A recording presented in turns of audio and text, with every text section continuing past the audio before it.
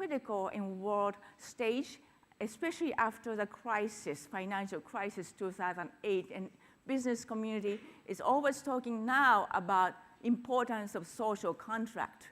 But what do we do as designers? All we work is with social contract. This conference is really about social contract. How do we engage with society? How do we promote people's lives? How to promote? So we do have these motives, which is significant value to the world at large. And so from this particular perspective, we organized entire Harvard University, invited professors from different parts of the university. And we invited Paolo Antonelli, who's with me in Design Council, Tim Brown from IDEO, John Maeda is also this year in the Design Council together. And we have put together a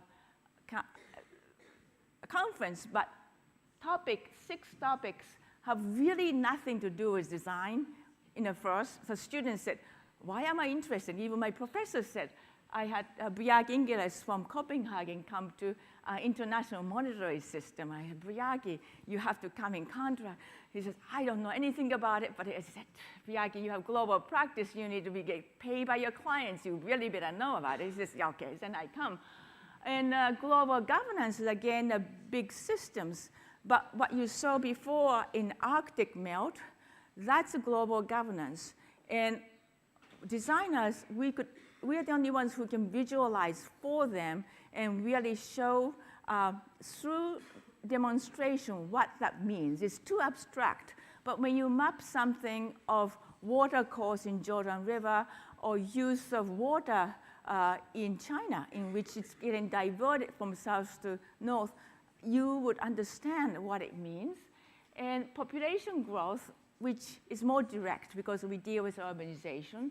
And skills and talent mobility, again, what does it have anything to do? But it's significant. It's about jobs, how designers, we don't operate in where we live.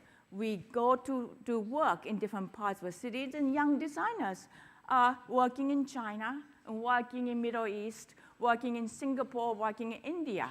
And the fact of skill gap is there are enough jobs to go around to everybody, in fact, but it's not in places where you may be. So there's a lot of migration is going on, and it's causing huge amount of social unrest. And that's, and trade.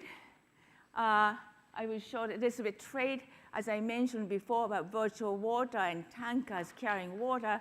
Trade is what's driving port cities. Trade is what's driving industries. So that when we think of urbanization, rapid urban growth, it's really, we can't think of that without really understanding what trade means and what's happening.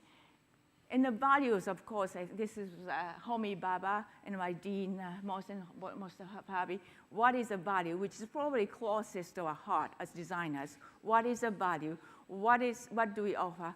How do you evaluate the value, anything we do in a society? So we had these sessions and workshops with students from different parts of the university, students from not only design student, public health, law school, business all came, college students as well as graduate school students.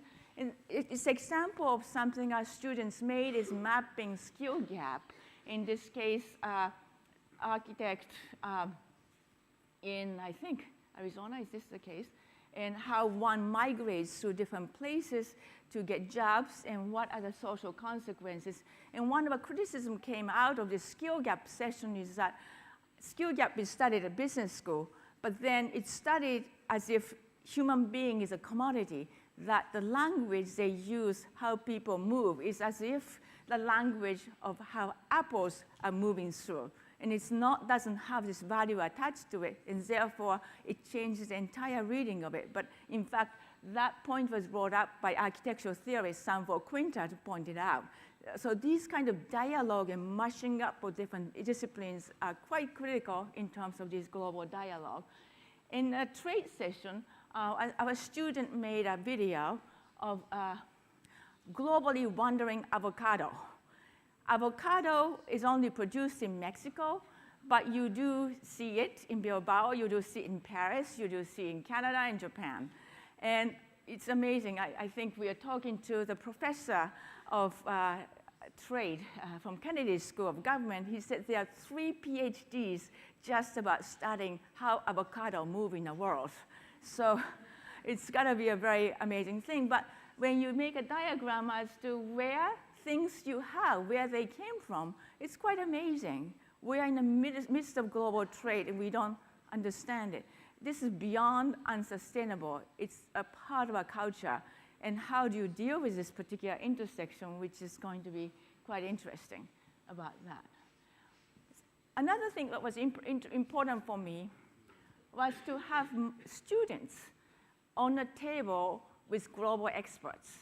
The students is the next generation, and I'm sure there are a lot of you here, and there's a lot of financial debt being incurred, energy crisis, war and terrorism, instability. Who's going to inherit it? But unfortunately, this next generation young people, and for us to not to have a discussion, global discussion, without the presence of next generations, unthinkable. So the fact is, every student, in fact, presented the workshop results on, so it's symbolically very important for me that they are on the table with the global leaders, and then they have presented their summary to World Economic Forum in Davos in January. So this is, again, having a voice of next generation being heard. And I will show a couple more and then going through. So this is really about, as a part of a study, I did this little presentation called Design and Scarcity.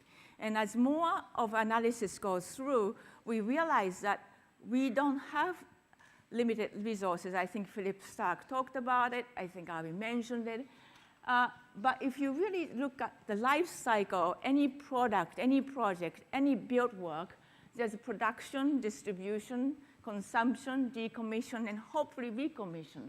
And then around that, dial against it is water, space, energy, material, forest, food, education. So in a sense, you have 2 dials, and 2 dials have to work together. The inner circle is really materials, really.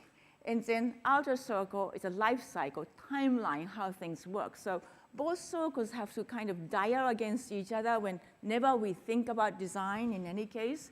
And I think water is something I discussed already in detail. But these 4 issues of safety, distribution, collection, production, those are the elements that we need to focus when you're thinking of water as material.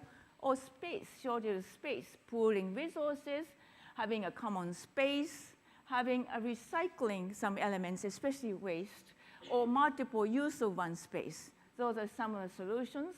Now, energy is renewable energy, decentralized use of energy, or multitasking, one energy source to different purposes, as I mentioned before, or just simply conserve. That's a major part of it.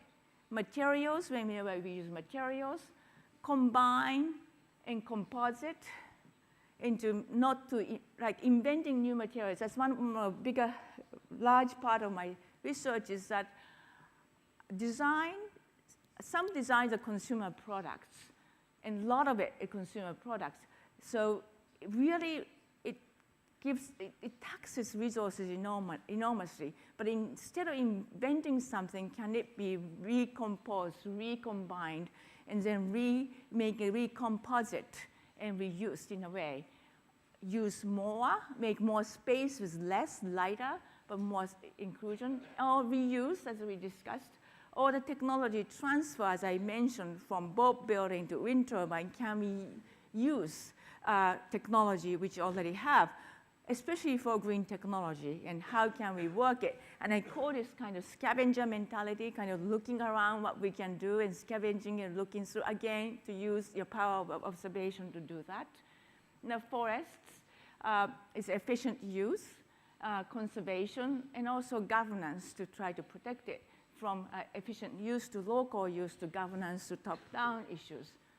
Food, improved irrigation for water use, networking growers, in this case in Senegal, which I do a lot of work with students, and they're using mobile technology to figure out commodity